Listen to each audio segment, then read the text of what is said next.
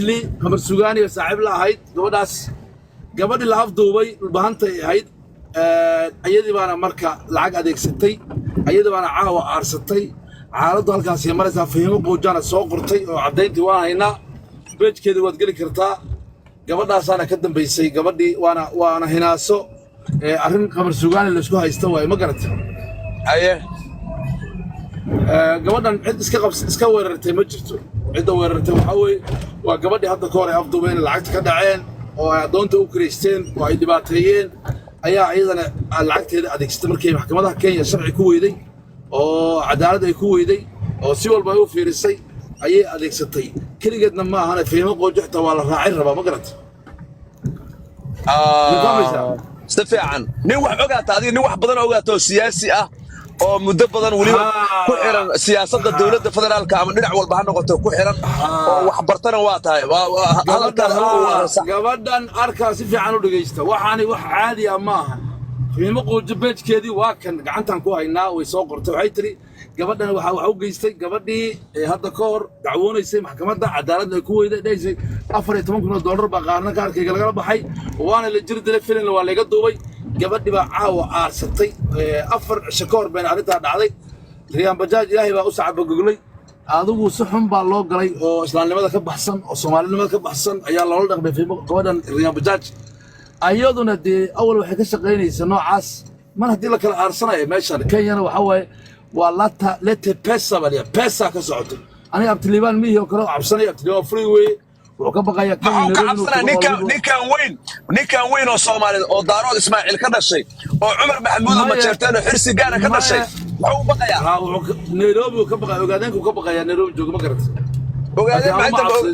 ogaadeen waa dad sharaf loo anigaba waa dad sharaf la ogaadeen waxaan shaqo ku dad jiriyaa sameeya sheekadaane ma ogaadeen oo dad criminal anigu waa maanta wiil habar gidir hadaa waxa leeyo habar gidir oo waxa leeyo fiiri abtiliban nin weyn oo Soomaali waxtar u leh weeyo caan ah oo Soomaali ay dhageysto daawato in gabar Soomaaliyeed oo walaashiisa dhibaato ku dhacday inuu yiraahdo muudaan ka galnay Romia muudaan ka galay fiiri waxay ku tusinaysaa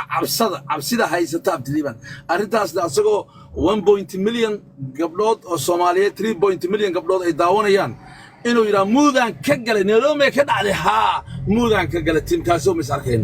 dantiisa uu yaqaan abtiliban ma fahmaysaa abti habti waa ku fahmay wallahi waa ku fahmay marka arinta saasay u dhacday gabadhan cid kale dambi ka qabtay ma jirin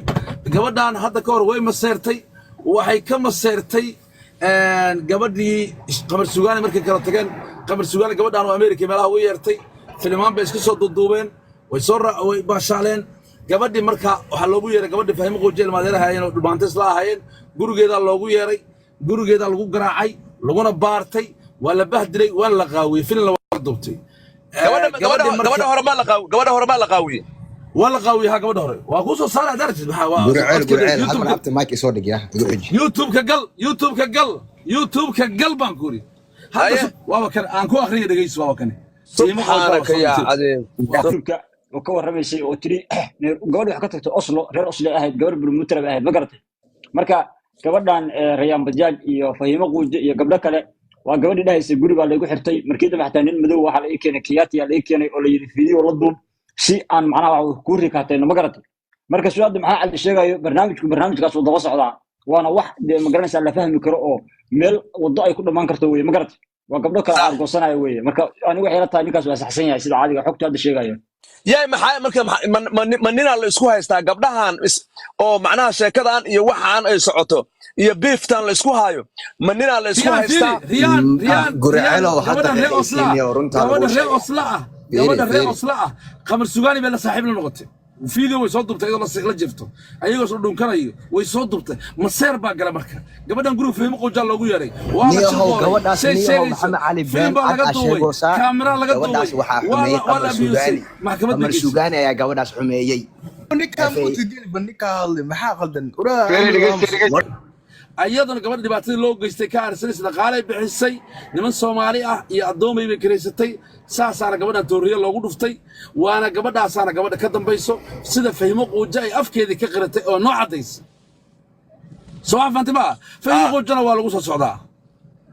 si toos ah loogu cunugan caytamay naga turnaad waa caadi maxamed yar qof caadi ma qolkan qol madaxeed weey maya aftiyaan waa wiilka aftiyaan maya korna waa sfiri korna waa saanayay beejka fiimo qooj hadii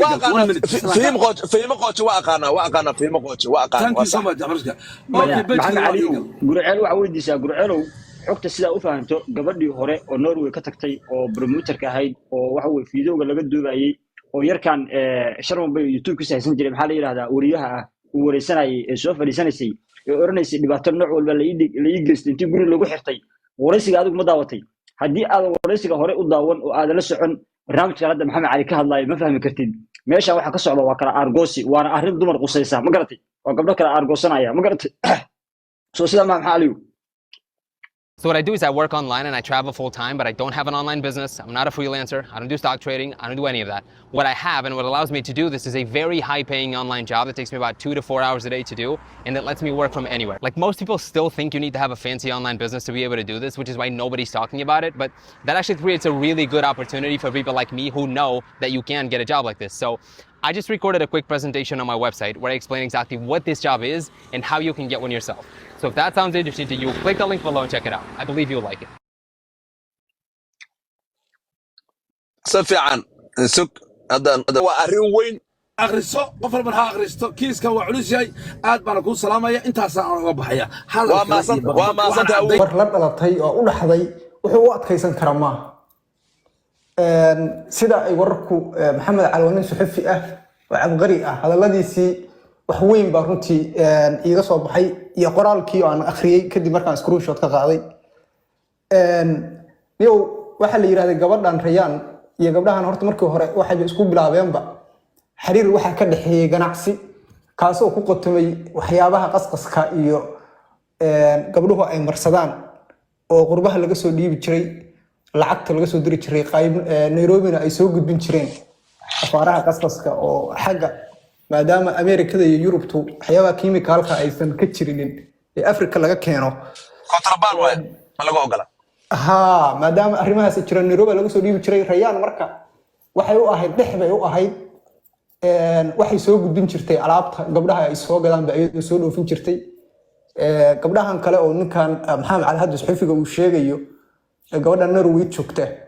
iyay u soo dagi jireen rayaan marka adigu alaabo badan oo rayaan lagu tuhmeeyay baa jiray barigii rayaan waa tii dambiga lagu soo eedeeyay arintaas arin rayaan waxay ahaayeen lagu dacweeyay arrin ay sameysay iyo gabar ay kufsatay iyo wax ismidna ma jirinin wariya dhamaantiis hadda horta meeshii Nairobi yahay waxay noqotay bahalgaleen waxaad ogeyd in maamo iyo gabdhaheedii lagu laayay in gabar Soomaaliyeed adeeg doonaysay oo soo adeegatay hilibkeedii intii la kariyay oo la shiilay in bacmadoodii ay ku soo adeegatay waxa weeye ayada Ilaahay kaga dhigay in hilibkeeda lagu qaado lagu qariyo isla caawaydan Maxamed Cali waa suxufi weyn arrin kala dhacday waxa dhacday horta wararku